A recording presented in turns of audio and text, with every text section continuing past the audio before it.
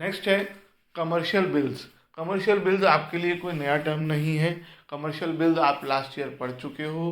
उसी उसी का एक फॉर्म कमर्शियल बिल है जिसे हम बिल ऑफ एक्सचेंज कहते हैं। तो कमर्शियल बिल क्या है? It is a bill of exchange used by business firm to meet their working capital needs. अपनी सेल्स को फाइनेंस करने के लिए हम बिल इसका इस्तेमाल करते हैं कि जब सामने वाला पर्सन कहता है कि मैं आपको पेमेंट नहीं दे पाऊँगा अभी, तो आप कहते हो कि चलो पेमेंट ना देकर मुझे बिल ऑफ एक्सचेंज दे दो। लास्ट ईयर हमने इसका डिटेल में पढ़ा है कि अगर हमारे पास बिल ऑफ एक्सचेंज आएगा तो हम उसका और भी यूज़ कर पाएंगे। इसलिए अगर वो वर्बली कह दे कि मैं आपको पेमेंट 30 दिन बाद दूंगा, और अगर वो बिल ऑफ एक्सचेंज दे दे, उसमें भी पेमेंट 30 दिन बाद मिलनी है, लेकिन दोनों में अंतर है क्योंकि उस बिल को मैं कहीं और भी तरीके से यूज़ कर सकता हूँ। It can be treated like a cash. मैं डिस्काउंट करा सकता हूँ, मैं एंडोर्स कर सकता हूँ, है ना। ये हमने लास्ट ईयर पढ़ा है। When trade bill is discounted by the bank, जब आप बिल रिसीवल को बैंक से डिस्काउंट करा लेते हो तब वो कमर्शियल बिल की कैटेगरी में डाल दिया जाता है। जब तक वो आपके पास रखा है या आप एंडोर्स कर रहे हो तब तक तो वो एक ट्रेड बिल है। जैसे ही उसे आप डिस्काउंट करा लेते हो तो वो कमर्शियल बिल की कैटेगरी में आ जाता है। It is a short term instrument. आप 2 साल 3 साल के लिए बिल ऑफ एक्सचेंज इशू नहीं कर सकते हो। It is always less than 1 year. It is unsecured. हमने लास्ट ईयर पढ़ा है, इसके अगेंस्ट कोई सिक्योरिटी नहीं रखी जाती है, इसी वजह से ये डिसऑनर भी हो सकता है। It is negotiable. ये भी हमने पढ़ा है, हम किसी और को एंडोर्स कर सकते हैं, बैंक इसे आगे एंडोर्स कर सकता है। बैंक को पैसे की जरूरत पड़े तो वो किसी और बैंक से भी डिस्काउंट करा सकता है। It is use to finance credit cell.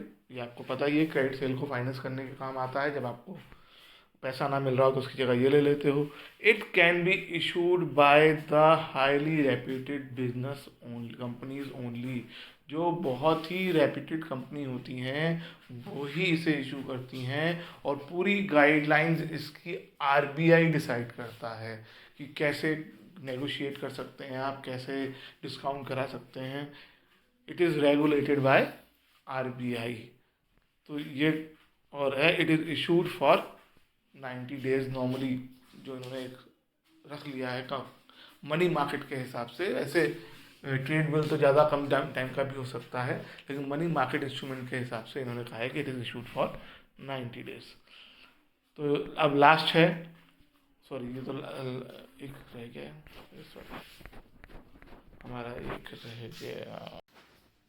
उसके बाद है कॉल मनी। ये लास्ट इंस्ट्रूमेंट है। टोटल 5 इंस्ट्रूमेंट हैं: treasury bill, commercial paper, commercial bill, certificate of deposit और कॉल मनी। ये 5 ऑप्शन होते हैं मनी मार्केट इंस्ट्रूमेंट में।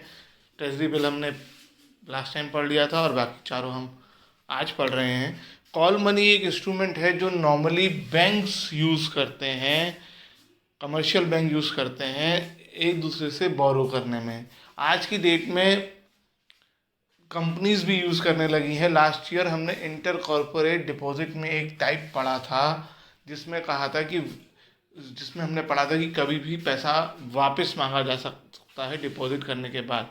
तो ये भी उसी तरह का पैसा है जिसमें पर्सन जो जिसमें एक बैंक या एक ऑर्गेनाइजेशन दूसरे ऑर्गेनाइजेशन से कुछ दिनों के लिए एक दिन, कम से कम एक दिन के लिए और 1 to 15 डेज के लिए पैसा बोरो करता है, which is repayable on demand. अगर 2 दिन बाद हमने सपोज ए बैंक ने बी बैंक से 10 लाख रुपए मंगा लिए, तो दो दिन बाद अचानक बी बैंक को दोबारा ज़रूरत पड़ी वापस अपने पैसे की, तो वो 2 दिन बाद वापस मांग सकता है। ए बैंक ये नहीं कह सकता है कि मैंने तो 15 दिन के लिए लिए थे। It is payable on call, मांगने पर दिया जाएगा, इसलिए इसे कॉल मनी कहते हैं। जनरली आपने, अब तो शायद सिलेबस में से हट गया है, पता नहीं पढ़ा है नहीं पढ़ा है, एक हर बैंक को एक कैश रिजर्व रेशो मेंटेन करनी पड़ती है जिसे सीआरआर बोलते हैं शॉर्ट में। थोड़ा सा आपको बताया जाएगा इकोनॉमिक्स में। हर एक बैंक को मेंटेन करना पड़ता है, एक सर्टेन अमाउंट बैंक को कैश में मेंटेन करनी पड़ती है जितना उसको डिपॉजिट मिला है। बाकी वो लोन की तरह बांट सकती है, कोई दिक्कत नहीं होता है।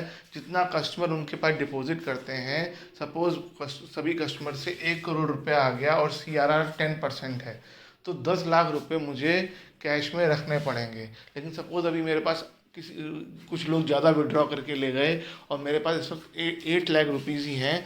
तो फॉर द टाइम बीइंग, क्योंकि मुझे आरबीआई की इंस्ट्रक्शन है अगर मैं नहीं रखूँगा तो पेनल्टी लगेगी, तो मुझे वो 2 लाख रुपए लेने हैं। तो जब तक मेरे और डिपॉजिट नहीं आ जाते तब तक मैं किसी और बैंक से जिसके पास एक्स्ट्रा फंड होगा उससे मैं ये पैसा अरेंज कर सकता हूँ। कोई भी दूसरा बैंक मुझे ये फंड फ्री में नहीं देगा, वो बदले में चार्जेस लेगा, इंटरेस्ट लेगा। सीआरआर बता दिया है क्या है मैंने आपको। It is a short term finance repayable on demand. Maturity of call money is 1 to 15 days. The rate at which the interest is paid on call money is called call rate. ये daily basis पर change होता है और कई जगह पे तो hourly basis पर हर 1 घंटे, जैसे सेंसेक्स चेंज होता है, यहाँ इसका ये इतना फ्लक्चुएटिंग है कि बार बार चेंज होता है। आरबीआई इसको गवर्न करती है। जब आप बोरो करने जाओगे तो उस वक्त जो रेट चल रहा होगा उस रेट पर आप बोरो कर पाओगे और आपको उसी रेट से इंटरेस्ट पे करना पड़ेगा और वापस मांगने वाला पैसा कभी भी पैसा मांग सकता है। तो जनरली ये बैंक्स अपने फंड्स को मेंटेन करने के लिए इसका रेगुलरली इस्तेमाल करते हैं और आज की डेट में कंपनीज भी इस्तेमाल करती हैं। Call rate is highly fluctuating which varies from day to day.